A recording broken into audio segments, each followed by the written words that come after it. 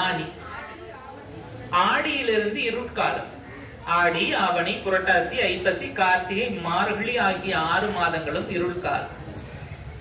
இந்த 6 மாதங்கள் உத்தராயணம் என்றும் 6 மாதங்கள் தட்சிணாயனம் என்றும் பிரித்தார்கள். மார்கழி, இந்த தை நம்ம ஊர்ல ஒரு பழமொழி உண்டு, தை பிறந்தா வழி பிறக்கும்னு சொல்லுவாங்க. அது ஆக்சுவலி அது உண்மையான பழமொழி என்னன்னா, தை பிறந்தால் ஒளி பிறக்கும் என்பதுதான் அந்த முதுமொழி.